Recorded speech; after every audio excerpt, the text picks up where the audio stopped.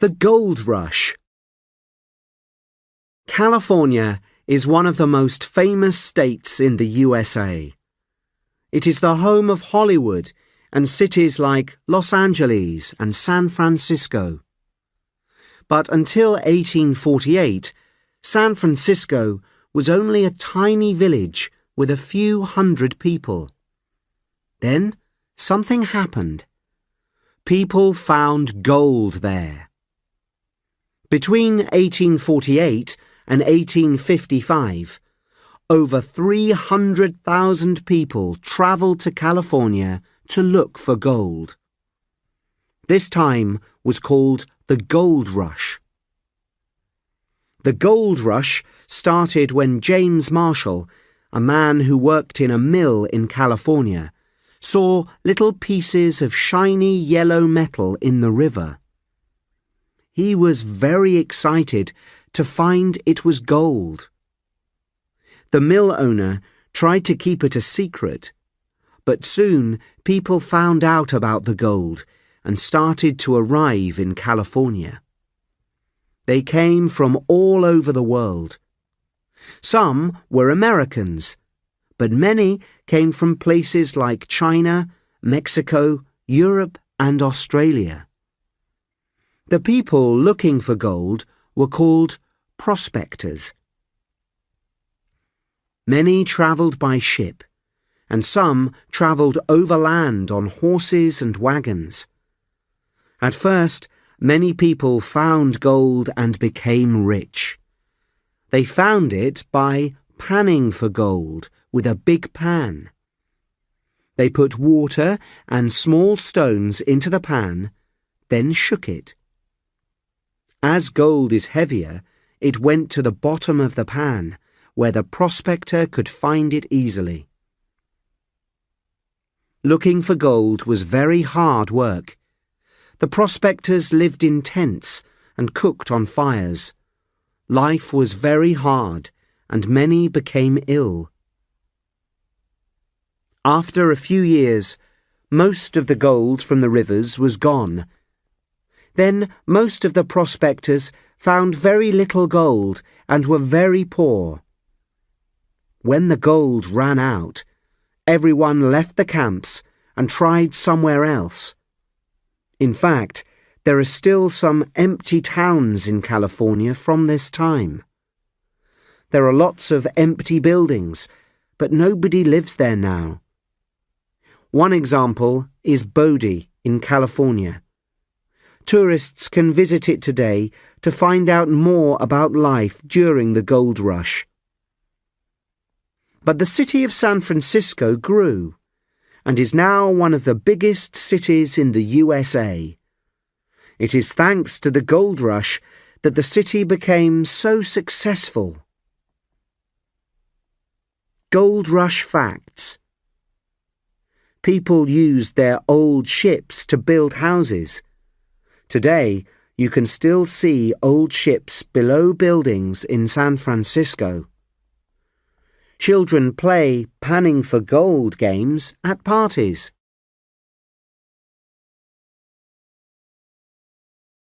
King Midas and the Golden Touch. Long ago, in ancient Greece, there was a king named Midas. He lived in an enormous palace with his wife and his daughter. King Midas was very, very rich. He had more gold than any other king in the world. His palace was full of gold statues, gold jewellery, and gold coins. But Midas was greedy, and he always wanted more. One day, the king was walking in the garden of his palace with his daughter. She was picking yellow flowers for her room. "Those yellow flowers are very beautiful," King Midas said. "But gold flowers are more beautiful." The king's daughter ran back into the palace with her flowers, and the king walked alone. Then Midas made a wish. He wished that everything he touched became gold. Soon he touched a flower. It became gold. He touched a tree, and it became gold. He touched a plant, and it too was gold. "My wish has come true," he shouted. The king touched many things in his garden and in his palace. He touched pictures and vases and plates, and they all became gold. Soon Midas was hungry and thirsty. But when he put some bread in his mouth, it turned to gold. And when he put some water to his lips, it also turned to gold. The king sat in his garden. "I have all the gold in the world," he thought. "But I cannot eat, and I cannot drink. What shall I do?" At last, the king's daughter saw her father in the garden. She ran to him because he looked so sad. She touched his hand, and suddenly she became gold too. King Midas made another wish. He wished that he could have his daughter back, and he wished to not have any more gold. Suddenly, all the gold was gone, and his daughter was playing happily in the garden. King Midas had learnt his lesson, and he never asked for more gold again. Marie Curie. Can you imagine a world without X-rays? X-rays let doctors see your bones, so they know if you have a broken arm or leg. X-rays exist thanks to the work of a very important scientist called Marie Curie. She discovered radium, an element used in X-rays and treatments for cancer. Her work was so important that Marie Curie was the first woman to win a Nobel Prize, and was also the first person ever to win 2 Nobel Prizes. Marie was born in Warsaw, Poland, in 1867. She was the youngest of 5 children. Her parents were both teachers. Science and maths were her favourite subjects at school. As her father was a maths teacher, he could help her at home. When Marie left school, she wanted to be a scientist. But the family did not have enough money for her to study. She worked as a teacher to earn money and read science books in her free time. She had to wait 6 years to have enough money to study. Finally, in 1891, Marie went to study physics at a famous university in France called the Sorbonne. In France, she met her husband, Pierre Curie, who was a famous scientist. They worked on complicated experiments together, And during these experiments, the new elements were found. A talented family.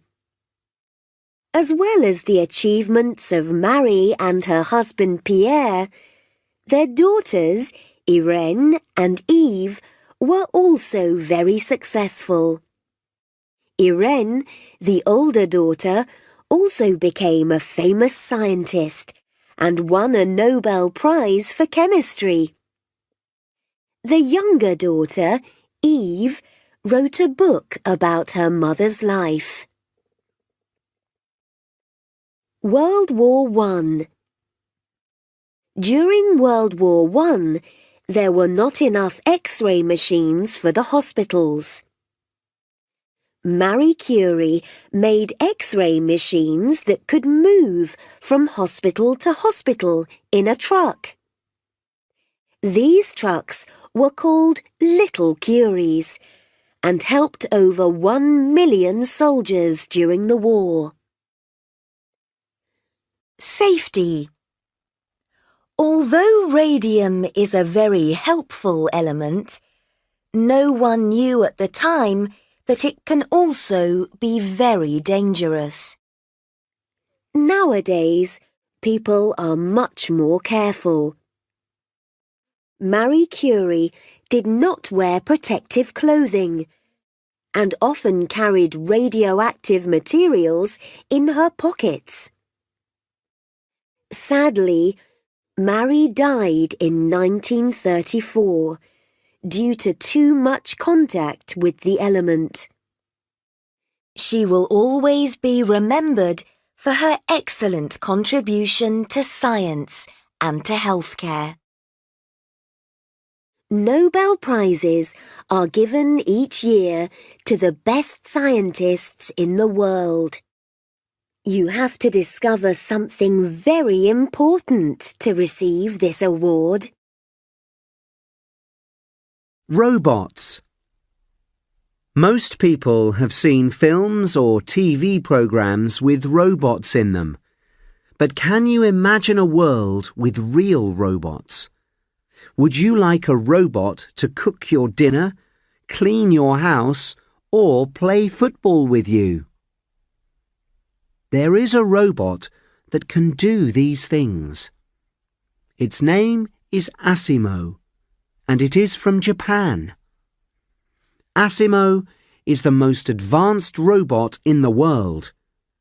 It is the first robot to walk and run like a human, and it can even climb stairs. The robot can run at 6 kilometers per hour, about the same as a fast child. Asimo can also recognize people's faces, their names, and can understand their commands. This robot can respond to what you say, and it can learn to speak any language. Asimo has arms and hands, so it can open doors, carry things, and turn lights on and off. Asimo can help old people or people with disabilities by doing jobs around the house.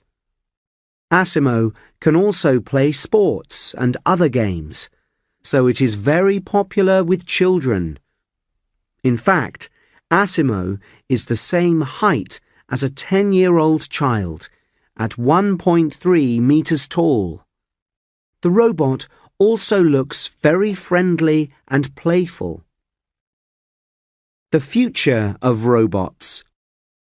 In the future, robots will also do dangerous jobs like putting out fires, rescuing people after earthquakes, or going to dangerous places. They may also teach in schools and help with operations in hospitals. Special robot arms in factories already make cars, and in the future, more things will be made by robots. Although some robots look human, we have to remember that they are machines with computers inside.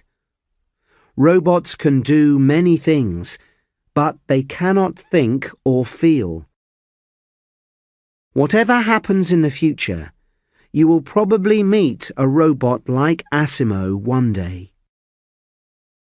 A job for Asimo. Asimo works as the receptionist at the Honda offices in Japan.